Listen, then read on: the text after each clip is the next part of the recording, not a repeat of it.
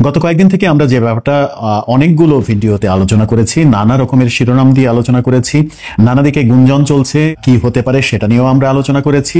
অতঃপর হাটে হাঁড়ি ভেঙে দিলেন, এই প্রায় 1 ঘন্টা আগে হাটে হাঁড়ি ভেঙে দিয়েছেন তিনি, ব্যাপারটাকে ফাঁস করে দিয়েছেন যে কাজও শুরু করে দিয়েছে বাংলাদেশ সরকার। প্রিয় দর্শক, একটি গুরুত্বপূর্ণ সংবাদ, কোনো কিছু হতে যাচ্ছে বাংলাদেশে, নতুন কিছু ভাবতে হচ্ছে আমাদেরকে।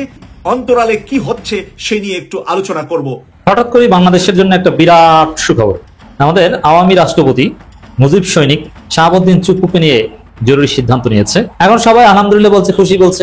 এখন লাঠি দেন, ওকে ধরতে হবে, সরালে হবে না, ও জন্য পালাতে না পারে, গ্রেপ্তার করতে হবে। ও মুজিব সৈনিক, ও শেখ হাসিনার সাথে কি গোপন কথা বলেছে সব বের করতে হবে, তদন্ত করে। He is boss and he is boss one and only কে কাকু তো খেলা দিয়ে দিছে, ওইখানে তাণ্ডব চালাইছে। আর এদিকে যে সমস্ত কর্মকাণ্ড গণভবনে হয়েছে আপনারা তো খবর মনে হয় পান নাই। আমার তো মনে হয় তিনি এখন পলাইছে। বাড়ির সামনে এই সমস্ত কিছু করলে তিনি থাকে। নিজের সরকারি বাসভবন ছেড়ে পালিয়েছেন রাষ্ট্রপতি মোহাম্মদ শাহাবুদ্দিন। তাহলে কি রাষ্ট্রপতিকে আরো আগে অপসারণ করে ফেলা হয়েছে, নাকি ফোন কলে ঘোষণা দেওয়ার আগে বা বলার আগে রাষ্ট্রপতিকে সরিয়ে দেওয়া হয়েছে, নাকি খেলা অন্য কিছু চলতেছে? নতুন করে প্রকাশিত হয়েছে 3টি ভয়ঙ্কর জালিয়াতি। সেই 3টি জালিয়াতি প্রকাশ হয়ে পড়েছে। কি কি জালিয়াতি প্রকাশ হয়েছে? আসসালামু আলাইকুম দর্শক, বর্তমান সময়ের রাজনৈতিক পরিস্থিতি বা প্রেক্ষাপটকে বিশ্লেষণ করে আপনাদের সামনে বেশ কিছু গুরুত্বপূর্ণ ভিডিও ফুটেজ নিয়ে হাজির হয়েছি। এমনকি দর্শক, আমি আশা করছি আপনারা সেটা ভিডিও শুরুটা দেখেই বুঝতে পেরেছেন। তাই বলবো দর্শক, যারা ভিডিওটি অন করেছেন তারা অবশ্যই নিউজটি না টেনে সম্পূর্ণ মনোযোগ সহকারে দেখবেন, তাহলেই মূল বিষয়গুলো বা আসল তথ্যগুলো জানতে বা বুঝতে পারবেন।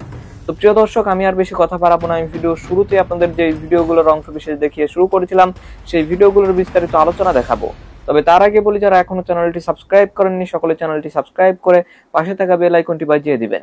আর যারা ইতিমধ্যে সাবস্ক্রাইব করে রেখেছেন তাদের সকলকে অসংখ্য ধন্যবাদ। তো চলুন একটি লাইক দিয়ে আমরা ধারাবাহিকভাবে সবগুলো ভিডিওর বিস্তারিত আলোচনা দেখে আসি। হঠাৎ করে বাংলাদেশের জন্য একটা বিরাট সুখবর। আমাদের আওয়ামী রাষ্ট্রপতি মুজিব সৈনিক শাহাবুদ্দিন চুপ্পুকে নিয়ে সরকার নড়ে চড়ে বসেছে, জরুরি সিদ্ধান্ত নিয়েছে। এই সিদ্ধান্তের তাৎপর্য অনেক। সব কূটনৈতিক মিশন থেকে রাষ্ট্রপতির ছবি সরানোর নির্দেশ। এটার তাৎপর্য কি? সোজা সাপটা কথা, রাষ্ট্রপতিকে সরানো হচ্ছে। রাষ্ট্রপতিকে ছবি সরানো মানে রাষ্ট্রপতিকে সরানোর পূর্বের ধাপ। এর মানে তাকে রাখা হচ্ছে না। কাগজে কলমে যেভাবে তিনি রাষ্ট্রপতি থাকলে তার ছবি কেন সরানো হবে? এখানে আরো একটা প্রশ্ন আসে যে তাকে সরানোর আগে তার ছবি সরানো কেন? এটা একটা মজার বিষয়। এখানে রিয়াকশন দেখা হচ্ছে যে কি হয়, তাকে সরানো হবে, একটু আলামত দিয়ে দেওয়া হলো, ইঙ্গিত দিয়ে দেওয়া হলো। এখন বিষয়টা কি হয়, মানুষ কিভাবে দেখে, বা এটার পক্ষে একটা জনমত তৈরি হোক। মানে সরকার রাষ্ট্রপতিকে সরালে এখানে বিএনপির আপত্তি আছে ডেফিনেটলি, কারণ চুপ্পু তো বিএনপির আব্বা। সাংবিধানিক সংকট তৈরি হবে এরকম কথাবার্তা আছে না? বিএনপি বলেছে, বিএনপিকেই তো চুপ্পুকে এতদিন ঠেকিয়ে রেখেছে। চুপ্পু তো গত ডিসেম্বরের আগে বিদায় নেয়। আসিফ নজরুল এবং নাহিদ ইসলাম প্রধান বিচারপতির সাথে বৈঠকও করেছেন যে কি করা যায়, কিভাবে সরানো যায়, কাকে রাষ্ট্রপতি বানানো যায়। কিন্তু বিএনপি ভেটো দিয়ে চুপ্পু আব্বাকে ধরে রেখেছে, বিএনপির চুপ্পু আব্বাকে ধরে রেখেছে। তো এই জন্য বিএনপির আপত্তি আছে, যদিও এই সরকার তো এখন পুরোটাই বিএনপির কোলে উঠে বসেছে। সেই জায়গায় সরকারের মধ্যে বিভিন্ন ধারা আছে, গ্রুপ আছে, এটা একটা গ্রুপের কাজ হতে পারে। এখানে চুপ্পুকে কোন যুক্তিতে সরাবে, এই যুক্তি তৈরি করার অংশ হিসাবে আগে ছবি সরানোর প্রক্রিয়া। সব মিশন থেকে রাষ্ট্রপতির ছবি সরানোর নির্দেশ, এতে জনগণ স্পষ্ট বুঝে গেছে। যেমন আমরা এই ব্যাখ্যা করে বুঝিয়ে দিচ্ছি, আপনার জনগণকে এই বক্তব্য শোনার সুযোগ করে দেন শেয়ার করে, কি যে চুপ্পুকে সরানো হবে, চুপ আউট। এখন সবাই আলহামদুলিল্লাহ বলছে, খুশি বলছে। সবাই বলছে তাড়াতাড়ি সরান, এখন লাঠি দেন, ওকে ধরতে হবে, সরালে হবে না, ও জন্য পালাতে না পারে, গ্রেপ্তার করতে হবে। ও মুজিব সৈনিক, ও শেখ হাসিনার সাথে কি গোপন কথা বলেছে সব বের করতে হবে, তদন্ত করে। একটা জনমত তৈরি হয়েছে। সরকার বলতে পারবে যে এই যে জনগণ তো এর গ্রেপ্তারই চায়, সরানো তো আছেই, এটা গ্রেপ্তার চায়, তো জনগণ চায়, এই জন্য আমরা এটা করেছি। তো জনগণের জনমতটা বর্তমানে রাজনীতির আসল ব্যাটেলফিল্ড হচ্ছে সোশ্যাল মিডিয়া, ফেসবুক, ইউটিউব। তো ওই জায়গায় যাতে সুন্দরভাবে একটা হাইপ তৈরি হয়, এই জন্য আগে ছবি সরানোর নির্দেশ, এরপরে আসবে রাষ্ট্রপতিকে নিজেকে সরানোর নির্দেশ। রাষ্ট্রপতিকে সরাতে হবে, এটা একটা অনিবার্য বাস্তবতা ছিল। কারণ বাংলাদেশে একটা নতুন পার্লামেন্ট গঠিত হবে, সে পার্লামেন্টে ভাষণ দেবেন এই রাষ্ট্রপতি, এবং সবাই এই চুপ্পুকে মহামান্য রাষ্ট্রপতি বলে তার বক্তব্যের উপর ধন্যবাদ প্রস্তাব উত্থাপন করবে। এটা বিপ্লবের সাথে একদম যায় না। এই জন্যে এই চুপ্পুকে সরানো এটা একদম অনিবার্য ছিল। আমি যে কথাটা নানান আলোচনায় 2 দিন যাবত বলছি যে বাংলাদেশে আরেকটা বিপ্লব হবে, যেটা গণ অধিকার পরিষদের সাবেক আহ্বায়ক রেজা কিবরিয়া বলেছিলেন, বাংলাদেশে আরেকটা বিপ্লব হবে। আমি এটা ডিটেলস আলোচনা করেছি। সেই বিপ্লবে পিনাকি ভট্টাচার্য, মাহমুদুর রহমান, ইলিয়াস, আপ বাংলাদেশ, আরো নানান গোষ্ঠী ভূমিকা রাখবে এবং জামাত শিবিরও সেই বিপ্লবে সহায়তা করবে, সরাসরি না হলেও। সেখানে নতুন সংবিধান প্রণয়ন বা এই সংবিধান বাতিলের একটা বিষয় থাকবে। তো এই জায়গায় রাষ্ট্রপতিকে সরানো ওই বিপ্লবের অন্যতম একটা এজেন্ডা হবে। যেমন আরেকটি বিপ্লব যদি হয়, যে কথাটা আমরা বলেছি, আলাদা আলোচনা করেছি, শুনবেন, সেই বিপ্লব সফল করতে রাষ্ট্রপতিকে সবার আগে লাথি দিতে হবে, চুপ্পুকে সবার আগে সরাতে হবে। এটা তো সিম্পল হিসাব। তো এই জায়গায় প্রসঙ্গত 5 আগস্টের পর যখন 8 আগস্ট নতুন সরকার দায়িত্বে আসে, তখন বড় মিশনগুলো আগেই সরিয়েছিল রাষ্ট্রপতির ছবি। কয়েকটি মিশন না সরানোর কারণ মৌখিক নির্দেশনা দেওয়া হয়। খুব সহজভাবে বিষয়টা উপস্থাপন করা হয়েছে গণমাধ্যমে, কিন্তু না, ভিতরে অন্দরমহলের খবর যারা রাখেন, বিশেষ করে পিনাকি ভট্টাচার্য রিলেটেড যে গ্রুপটা, তারা এটাকে রাষ্ট্রপতিকে সরানোর প্রক্রিয়া হিসাবেই ব্যাখ্যা করছেন এবং আমি বিশ্বাস করি এই রাষ্ট্রপতিকে সরানো হবেই, এটা মাস্ট। শুধু সরানো হবে না, সরানো হবে না, গ্রেপ্তার করতে হবে। ওদিকে এনসিপির ছেলেরা নতুন সংবিধান এবং গণপরিষদ নির্বাচনের দাবিতে এক প্রকার মাঠে নেমে গিয়েছে। সেই জায়গায় চুপ করতে এমনিতেই থাকতে পারে না। আবার কেউ কেউ বলছেন, যেমন সাংবাদিক ইলিয়াস বলেছেন, এবার চুপ্পুকে জয় বাংলা করা হচ্ছে, এরপরে ধরা হবে ওয়াকারকে, এর মানে সংস্কার হবে। তাহলে এই বিষয়টা স্বাভাবিক না। সাংবাদিক ইলিয়াসের যে বক্তব্য বা পিনাকির যে গ্রুপটা আছে, তাদের যে এক্সপ্রেশন এই রাষ্ট্রপতির এই বিষয়টার পর, সেটা থেকে স্পষ্ট বোঝা যায় রাষ্ট্রপতিকে সরানো হবে, এরপরে ক্যান্টনমেন্টে হাত দেওয়া হতে পারে। তবে ক্যান্টনমেন্টে হাত দেওয়াটা it will be very difficult. তবে ওই যেটা বলছি যে আরেকটা বিপ্লব বাংলাদেশে হবে, আরেকটা বিপ্লব লাগবে। সেই বিপ্লবের ফলে বাংলাদেশে একটা বড় পরিবর্তন আসবে, কিন্তু স্বাভাবিকভাবে বিএনপি অনেক কিছুই হতে দিবে না এবং ওয়াকারও অনেক কিছুই করবে না। এবং ক্যান্টনমেন্টে হাত দেওয়া বা এই বিষয়েও এটাও যে একদম অমূলক না, এটা কঠিন হলেও বিপ্লবের মাধ্যমে হলো যে হবে, তার প্রমাণ আসনাদ সার্জি সেনাবাহিনী ডিজিএফআই বিরুদ্ধে কথা বলছেন, ডিজিএফআই বিল্ডিং এর ইট খুলে আনার কথা বলছেন। আবার পিনাকি, ইলিয়াস, গং এরা তো আছেই। অতএব দর্শক, বাংলাদেশে বড় কিছু ঘটতে যাচ্ছে, এটা স্পষ্ট। নতুন করে প্রকাশিত হয়েছে শেখ হাসিনার 3টি ভয়ঙ্কর জালিয়াতি। এই 15ই আগস্টকে কেন্দ্র করে যে জালিয়াতিটা সে করেছিল, সেই 3টি জালিয়াতি প্রকাশ হয়ে পড়েছে। কি কি জালিয়াতি প্রকাশ হয়েছে, এইখানে যাবার আগে আমরা ছোট্ট করে একটু কথা বলে আসি যে যারা এখন শেখ মুজিব বন্দনায় এখনো যারা অস্থির, যারা শেখ মুজিব এবং শেখ হাসিনাকে আলাদা করে দেখতে চান, যারা ইনিয়ে বিনিয়ে কেঁদে কুটিয়ে বলার চেষ্টা করেন যে শেখ হাসিনা এবং বঙ্গবন্ধু এক জিনিস নয়, শেখ মুজিবের শাসন ছিল শেখ হাসিনার চেয়ে আরো ভয়ঙ্কর, আরো ফ্যাসিবাদ এবং আরো স্বৈরতন্ত্রের ধারক ও বাহক। তিনি বলেছেন যে এই যে শেখ হাসিনা আয়না ঘর করেছে, গুম করে আয়না ঘরের ভিতরে রেখে দিয়েছে, এই আয়না ঘরের ধারণাটি কোথা থেকে এসেছে? আয়না ঘরের এই ধারণাটি শেখ হাসিনা নিয়েছেন তার পিতার শাসনামল থেকে। শেখ মুজিবের শাসনামলে রক্ষী বাহিনী যখন গঠিত হলো 1972 সালে, এই রক্ষী বাহিনী মূলত ছিল বাংলাদেশ সেনাবাহিনীর প্যারালাল একটি বাহিনী, এবং এটি গঠন করা হয়েছিল বাংলাদেশ সেনাবাহিনীকে ডিজেবল এবং তাদেরকে অকর্মণ্য করে তোলার জন্য। আর এই রক্ষী বাহিনী প্রধান ছিলেন ওই সময় তোফায়েল আহমেদ, এবং ওখানে কাদের সিদ্দিকী এখন যিনি কথা বলেন, কাদের সিদ্দিকীর একটি ভিডিও আমি দিয়ে দিচ্ছি, দেখুন কাদের সিদ্দিকী ওই সময় কিভাবে মানুষকে বেনেট দিয়ে খুঁচিয়ে খুঁচিয়ে হত্যা করেছে ঢাকায়, আমি সেটি দিয়ে দিচ্ছি। তো যাই হোক, এই রক্ষী বাহিনীগুলো 10,000 যুবককে ধরে নিয়ে গিয়ে খাসি জবাই করার পরে যেমন তার খাল গায়ে থেকে খুলে নেয়, এরকম ওই যুবকদের শরীরের খাল খুলে নিয়েছে এই শেখ মুজিবের রক্ষী বাহিনী। আমরা গ্রামে যারা মুক্তিযুদ্ধে অংশগ্রহণ করেছিল, মুরব্বী যারা এখনো বেঁচে আছে, তাদের সাথে কথা বলে জানতে পারি যে ওই সময় স্বাধীনতার পরে প্রথম মুক্তিযোদ্ধার খুনি হচ্ছে শেখ মুজিবের সরকার। তিনি জাসদের যে 33,000 নেতাকর্মীকে হত্যা করেন, তার ভিতরে প্রথম শুরুটাই হয় জাসদের সিরাজুল আলম খানকে দিয়ে। তাহলে প্রথম মুক্তিযোদ্ধার খুনি বাংলাদেশে কে? ওই সরকার, যারা মুক্তিযোদ্ধার সরকার বলে নিজেদেরকে দাবি করে। অ্যান্থনি মাস কারেনহাস তার একটা সাক্ষাৎকার নিতে গিয়েছিলেন শেখ মুজিবের। তিনি কেঁদে কেঁদে জিজ্ঞেস করেছিলেন যে আপনার 74 সালের দুর্ভিক্ষে আপনার প্রায় 20 লক্ষ লোক নিহত হয়েছে, না খেয়ে মারা গেছে। শেখ মুজিব তাকে ধমক দিয়ে বলেছিলেন, কোথায় পেয়েছেন আপনার এগুলো? 20 লক্ষ লোক, মাত্র কয়েকশো লোক মারা গেছে, আপনারা তাকে বলছেন 20 লক্ষ লোক মারা গেছে। এই হচ্ছে শেখ মুজিবের শাসনামল। স্বাধীন বাংলাদেশে প্রথম একজন মুক্তিযোদ্ধাকে বন্দী করা হয়, যিনি মেজর আব্দুল জলিল, 8 নম্বর সেক্টরের যিনি সেক্টর কমান্ডার ছিলেন, তাকে বন্দী করা হয় এবং পরবর্তীতে তাকে গুম করা হয়। তিনি স্বাধীনতার পরে ভারতীয় বাহিনী দেশে যে লুটপাট চালাচ্ছিল, প্রথম প্রতিবাদ করেছিলেন এই মেজর আব্দুল জলিল, তাকে বন্দী করা হয়, গুম করা হয়। এই আয়না ঘরের ধারণা ওইখান থেকে এসেছে। এখন যারা বলার চেষ্টা করছেন যে শেখ মুজিব আর শেখ হাসিনা এক নয়, এরা আর 10 বছর পরে শেখ হাসিনাকে মায়ের সমান মর্যাদা দিয়ে শেখ হাসিনার দিবস পালন করবে, বলবে এটা খুবই স্বর্ণময় অধ্যায় ছিল। আসলে মূলত বিষয়টা অন্যখানে। বিষয়টা হচ্ছে এটা তাদের ধান্দাবাজি, এটা তাদের ধাপ্পাবাজি, এই শেখ মুজিব আসলে তারা জানে যে শেখ মুজিব কি ছিল, কিন্তু তারা প্রচুর টাকা পায়। টাকার বিনিময়ে তারা সীমান্তের ওপার থেকে যে প্রেসক্রিপশনটা আসে সেটি এখানে বাস্তবায়ন করার চেষ্টা করে। কারণ এদেশে শেখ মুজিবকে জিন্দা রাখলে, মানুষের মস্তিষ্কের উপর চাপিয়ে দিতে পারলে ভারত এখান থেকে অনেক ফায়দা লুটতে পারে। তাদের অনেক ফায়দা আছে, কারণ তারা এই দেশটাকে যে কিভাবে ধ্বংস করতে চেয়েছে শেখ মুজিবকে দিয়ে, ওই তাকে দিয়েই সম্ভব হয়েছিল। যার কারণে তারা এই বয়ানটা জারি রাখতে চায় এবং তার লোকজনকে দিয়ে তারা এই কাজটি আবার পুনরায় শুরু করতে চায়। যারা বলেন যে শেখ মুজিবের নেতৃত্বে বাংলাদেশ স্বাধীন হয়েছে, আমরা বারবার বলে আসছি, আমরা ইতিহাস পাঠ করতে হবে। এই প্রজন্ম যারা Awami band wagon wheel effect দ্বারা আক্রান্ত, এই প্রজন্ম এই ইতিহাসগুলো পড়ে না।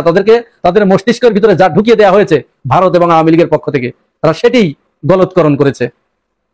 শেখ মুজিব সে তো পাকিস্তানিদের হাতে স্বেচ্ছায় ধরা দিয়েছিল, আর আওয়ামী লীগের সমস্ত নেতাগুলো চলে গিয়েছিল ইন্ডিয়াতে। তারা সেখানে বসে বসে আরামে জীবনযাপন করেছে এবং খেয়েছে। শেখ মুজিবের কাছে শারমিন আহমেদ তার তাজউদ্দিন নেতা ও পিতা এই বইতে তিনি বলেছেন যে কতবার ঘুরেছে শেখ মুজিবের কাছে টেপ রেকর্ডার নিয়ে যে আপনি একটা স্বাধীনতার ঘোষণা দিয়ে যান। তিনি বলেছেন না, এটি করলে আমার বিপদ আছে, এটি আমি করতে পারি না। তিনি নাকি স্বাধীনতার ঘোষক, তার নেতৃত্বে বাংলাদেশ স্বাধীন হয়েছে। অথচ দেখুন, এক সাংবাদিক তাকে যখন প্রশ্ন করছে, এটি বন্ধ করে রেখেছিল, গায়েব করে রেখেছিল, লুকিয়ে রেখেছিল। এটি হাসিনার পলায়নের পরে এদেশের জনগণ খুঁজে বের করেছে এই সমস্ত ভিডিও ক্লিপগুলো। তাকে সাংবাদিক জিজ্ঞাসা করছে যে আপনি কি চান? বলছে আমি যে নির্বাচন করেছি, সেই নির্বাচনে জয়লাভ করেছি, আমার হাতে ক্ষমতা দেওয়া হোক, আমি এখানে শান্তিতে বসবাস করতে চাই আমার লোকজনগুলোকে নিয়ে, এবং আমি এখানে স্বাধীনভাবে বসবাস করতে চাই। সাথে সাথে সাংবাদিক প্রশ্ন করছে যে আপনি কি এটা কি তার মানে জমিন আলাদা করার কথা বলছেন? উনি সাথে সাথে বলছেন যে না, আমি এটি মিন করি নাই। শুনুন, তার মুখ দিয়েই শুনুন, শেখ মুজিবের মুখ থেকে শুনুন। I want my emancipation. I want that I want to live like a free citizen of a free country. You mean independence? That I don't mean. এরপরেও বলবেন শেখ মুজিব স্বাধীনতা যুদ্ধের নেতৃত্ব দিয়েছে, তার নেতৃত্বে দেশ স্বাধীন হয়েছে। তিনি দেশের স্বাধীনতা চেয়েছিলেন, তিনি আসলে চেয়েছিলেন ক্ষমতার ভাগাভাগি। ইধার মে হাম উধার মে তুম, এই ডক্ট্রিনে সে এই দেশটাকে শাসন করতে চেয়েছিল। কিন্তু জনগণ ঝাঁপিয়ে পড়েছে পাকিস্তানি হানাদার বাহিনীদের উপরে। আপামর জনসাধারণ, কৃষক, কুলি, মুটে, মজুর সবাই যখন ঝাঁপিয়ে পড়েছে, তখন ডিসেম্বরের 3 তারিখে বিজয়ের দ্বার প্রান্তে একবার বিজয় যখন ঘরের দরজায়, তখন ভারত এসে সেই বিজয়টা ঘরে তুলে নিয়েছে। এরপরে আরেকটি মহা জালিয়াতি ফাঁস হয়েছে আজকের এই দিনে। এটি হচ্ছে, আমরা জানি 2012 সালে বঙ্গবন্ধুর অসমাপ্ত আত্মজীবনী বইটি প্রকাশ হলো। মহা ধুমধামে হাজার হাজার রাষ্ট্রীয় অর্থ অপচয় করে বইটি প্রকাশ করা হলো, এবং আমরা তখন এই বইটির এত গুণগান শুনেছি শেখ হাসিনার কাছ থেকে। শেখ হাসিনা বারবার বলেছে যে বাবার 4টি খাতা ঘেঁটে সেখান থেকে পড়ে বিশ্লেষণ করে গবেষণা করে তারপরে এই বইটি লেখা হয়েছে, বা তারপরে এটি সংকলন করা হয়েছে। এটি সম্পূর্ণ বাবার নিজের হাতের লেখা। অথচ চ্যানেল 24 আজকে একটি রিপোর্ট প্রকাশ করেছে, তারা এসবির যে নথিপত্র ঘাটতে গিয়ে সেখান থেকে নথিটি বের হয়েছে যে আসলে মূলত এই অসমাপ্ত আত্মজীবনী বইটি লিখেছে তৎকালীন এসবির প্রধান জাভেদ পাটোয়ারি। এই বইটি লেখার কারণে জাভেদ পাটোয়ারি 2018 সালে তিনি এসবির প্রধান থেকে ডাইরেক্ট বাংলাদেশের পুলিশের আইজিপি হিসেবে পদোন্নতি পান, এবং তাকে সহযোগিতা করেছে 123 জন পুলিশ অফিসার। এই 123 জনকে পরে এর পুরস্কার স্বরূপ প্রত্যেককে ঢাকার মিরপুরে, তারপরে ধানমন্ডিতে, বিভিন্ন জায়গায় একটি করে ফ্ল্যাট দেওয়া হয় এবং প্রত্যেককে 1 কোটি করে টাকা পুরস্কার দেওয়া হয়। এত বড় জালিয়াত এরা। আর সর্বশেষ যে জালিয়াতি করেছে, টাকার তো কোনো অভাব নাই, সব তো বাংলাদেশের সমস্ত টাকা লুটপাট করে নিয়ে পালিয়ে বসে আছে বাইরে। এই 15 আগস্টকে কেন্দ্র করে সবিজের কিছু ইতর তারকা আছে, এই ইতরদেরকে মেহের আফরোজ শাওনের ব্যাংক অ্যাকাউন্ট থেকে তাদের প্রত্যেককে 1000-20 করে টাকা দেওয়া হয়েছে এই দিনকে উপলক্ষ করে পোস্ট দেওয়ার জন্য। আর আমাদের এই সবিজ তারকার এই ইতরগুলো, এরা এত বড় ইতর, এরা টাকার প্রতি এদের এত লোভ যে টাকা যদি এদের পায়খানার উপরে টাকা রেখে যদি বলা হয় মুখ দিয়ে তোলো, ওরা দাঁত দিয়ে কামড় দিয়ে তুলবে, এত বড় ইতর এরা। সেই প্রত্যেকেই ফেসবুকে পোস্ট দিয়েছে। এই ঘটনার প্রতিবাদে ঢাকা বিশ্ববিদ্যালয়ের প্রাঙ্গণে দেখুন জনতা কি করেছে, বিক্ষুব্ধ জনতা এই তারকাগুলোর। এভাবেই এরা দিন দিন জনবিচ্ছিন্ন হয়ে যাবে এবং বাংলাদেশের মানুষ এদেরকে ঘৃণা করে প্রত্যাখ্যান করবে। এই প্রজন্ম আর সেই প্রজন্ম নয় যে এদেরকে আন্দাজে আজে বাজে বুঝিয়ে, আবুল তাবুল ধুনফুন বুঝিয়ে এদেরকে ছেলে ভোলানো গান শুনিয়ে চুপ করিয়ে রাখা যাবে। এই প্রজন্ম সেই প্রজন্ম নয়। একজন আসামি আছে যার ব্যাপারে তদন্ত করে পেয়েছি সে মাথায় গুলি করে 1030 জন মানুষকে হত্যা করেছে। গুম করে মানুষদের আয়নাঘরে রাখা হয়েছিল। তার একটি নেশা ছিল এই গুম ব্যক্তিদের হাত পা চোখ বেঁধে নৌকায় করে মাঝ বুড়িগঙ্গায় নিয়ে যেত, গুলি করে লাশটা নদীতে ফেলতো, গুলিটা ভিকটিমের মাথার কাছে নিয়ে করত। আমি জিজ্ঞাসা করলাম সেটা কেন? তার জবাব, গুলি করার পর নিহত ব্যক্তির মগজ ও রক্তের গরম ছিটা হাতে লাগলে দারুণ ফিলিংস অনুভব হতো। কে এই ভয়ানক খুনি? কে এই সিরিয়াল কিলার? আন্তর্জাতিক অপরাধ ট্রাইব্যুনালের চিফ প্রসিকিউটর অ্যাডভোকেট তাজুল ইসলামের এই বক্তব্যের সূত্র ধরে আমার দেশ অনুসন্ধান চালায়। অনুসন্ধানে জানা গেছে এই হিংস্র খুনি বরখাস্তকৃত সেনা কর্মকর্তা মেজর জেনারেল জিয়াউল আহসান। 2009 থেকে 2015 সাল পর্যন্ত র্যাবের বিভিন্ন পদে কর্মরত থাকা অবস্থায় নিজের টিম নিয়ে এই খুনগুলো করেছেন তিনি। গুম করা ব্যক্তিকে খুন করতে তিনি বলতেন, গল্ফ করো, অর্থাৎ ওকে খুন করো। জিয়াউল আহসান এখন কেরানীগঞ্জ বিশেষ কারাগারের ধলেশ্বরী ভবনে ডিভিশনপ্রাপ্ত সেলে বন্দী আছেন। টেলিফোনে জানতে চাইলে বিশেষ কেন্দ্রীয় কারাগারের জেল সুপার সাইফ উদ্দিন নয়ন জানান, সুনির্দিষ্ট কি অপরাধে তিনি কারাগারে আছেন বলতে পারছি না, তবে তিনি 15টি মামলায় বন্দী আছেন। এই সম্পর্কে অনুসন্ধান করতে গিয়ে জিয়াউল আহসানের নৃশংসতার অসংখ্য কাহিনী জানা গেছে। পলাতক শেখ হাসিনা এবং তার নিরাপত্তা উপদেষ্টা তারিক সিদ্দিকের নির্দেশেই বেশি মানুষকে গুম খুন করেছেন জিয়াউল আহসান। তিনি হাসিনা ও তারিক সিদ্দিকের একান্ত অনুগত ও বিশ্বস্ত ছিলেন। তাদের নির্দেশে গুম করে আয়নাঘরে রাখতেন ভিকটিমদের। সেখান থেকে বিভিন্ন কায়দায় খুন করে লাশ গুম করে দেয়া হতো। জিয়াউল আহসান গুম হওয়া ব্যক্তিদের জম টুপি পরিয়ে মাইক্রোবাসে করে পোস্তগোলা ব্রিজ, কাঞ্চন ব্রিজ কিংবা কাঁচপুর ব্রিজে নিয়ে গিয়ে গুলি করে লাশ ফেলে দিত শীতলক্ষা ও বুড়িগঙ্গা নদীতে। একদিনে একজনকে দিয়ে 11টি এবং আরেকজনকে দিয়ে 13টি খুন করারও রেকর্ড আছে। কখনো মাইক্রোবাসে ইঞ্জেকশন দিয়ে মেরে ফেলা হতো। এরপর লাশ রেললাইনের উপরে শুইয়ে দিত। ট্রেন এসে লাশকে দ্বিখণ্ডিত ত্রিখণ্ডিত করত। 2011 থেকে 2015 পর্যন্ত সময়ে কমলাপুর থেকে টঙ্গী পর্যন্ত ট্রেনে কাটা যত অজ্ঞাত পরিচয় লাশ পাওয়া যেত তা সবই জিয়াউল আহসানের খুন করা। বেশিরভাগ খুন করা হয়েছে বুড়িগঙ্গা ও শীতলক্ষা নদীতে। একটি নির্দিষ্ট নৌকা ছিল, সেই নৌকায় করে জম টুপি পরা ব্যক্তিদের মাঝ নদীতে নিয়ে টুপি খুলত, চোখ বাঁধা অবস্থায় থাকত, মাথার একেবারে কাছে অস্ত্র উঁচিয়ে গুলি করত। ফিনকি দিয়ে রক্ত ও মগজ এসে পড়ত জিয়াউল আহসানের হাতে, তখন তিনি উল্লাস করতেন। কখনো আবার দেখা যেত আগে হত্যা করা লাশ নৌকায় তুলে নিচে ও উপরে সিমেন্ট ভর্তি বস্তার সঙ্গে বেঁধে বুড়িগঙ্গায় ফেলে দিত, যাতে লাশ পানির নিচে চলে যায়। হতভাগ্য বিএনপি নেতা ইলিয়াস আলীর শেষ পরিণতিও ঘটে জিয়াউলের হাতে। শুধু তাই নয়, ভারতীয় গোয়েন্দা সংস্থা র এর চাহিদা অনুযায়ী বিভিন্ন ব্যক্তিকে ধরে সীমান্তের ওপারে তাদের হাতে তুলে দেওয়ারও অনেক ঘটনা আছে। সিলেট সীমান্তে এমন 7 জনকে তুলে দেওয়ার নজির একটি রেকর্ডে উল্লেখ আছে। একবার অবসরপ্রাপ্ত মেজর জেনারেল তারিক সিদ্দিকের ক্যান্টনমেন্টের বাসা থেকে 50 কেজিরও বেশি ওজনের একটি বস্তা পাঠানো হয় জিয়াউল আহসানের বাসায়। গাড়িতে করে যিনি এই বস্তা জিয়াউলের বাসায় নিয়ে যান তার বর্ণনায় উল্লেখ করা হয় এটি ছিল টাকার বস্তা। কে এই বরখাস্তকৃত মেজর জেনারেল জিয়াউল আহসান? তার চাকরি জীবন সম্পর্কে খোঁজ করে জানা গেছে তিনি সেনাবাহিনীর 24তম লং কোর্সের কর্মকর্তা। পরিচিতি নাম্বার BA 4060। 2009 থেকে 2024 পর্যন্ত বাংলাদেশের যে কোনো বাহিনী কর্তৃক সংগঠিত বিচার বহির্ভূত হত্যাকাণ্ড, গুম, আয়নাঘর, টেলিমনিটরিং ইত্যাদি সকল অপরাধের চিহ্নিত অন্যতম প্রধান ব্যক্তি এই জিয়াউল আহসান।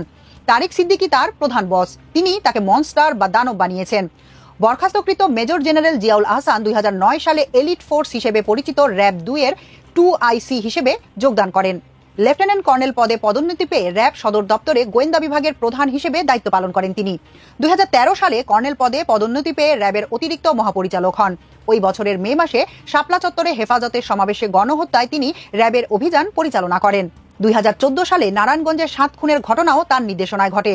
2015 সালে তিনি ব্রিগেডিয়ার জেনারেল পদে পদোন্নতি পান। তাকে রাষ্ট্রীয় গোয়েন্দা সংস্থা NSI এর পরিচালক পদে পদায়ন করা হয়। 1 বছর পর তাকে স্বরাষ্ট্র মন্ত্রণালয়ের অধীন ন্যাশনাল টেলিকমিউনিকেশন মনিটরিং সেন্টারের পরিচালক করা হয়। 2021 সালে মেজর জেনারেল পদে পদোন্নতির পর তিনি NTMCর মহাপরিচালক হন। জিয়াউল আহসানের গুম সংক্রান্ত অপরাধ সম্পর্কে জানার জন্য যোগাযোগ করা হলে গুম কমিশনের সংশ্লিষ্ট একাধিক সূত্র জানায়, কমিশন নির্দিষ্ট কোনো ব্যক্তিকে নিয়ে নয়, সামগ্রিক গুমের তদন্ত করছে। গুম কমিশনের রিপোর্ট পর্যালোচনা করে জানা গেছে কিভাবে গুম করা হতো, গুমের পর খুন করা হতো এবং লোমহর্ষক নির্যাতন করা হতো। গুমে সুপিরিয়র কমান্ড ছিলেন শেখ হাসিনা। তিনি তারেক সিদ্দিকীর মাধ্যমে গুমের কিংবা খুন করার নির্দেশগুলো দিতেন। কমিশনের রিপোর্টে বিভিন্ন কেস স্টাডি তুলে ধরা হয়েছে।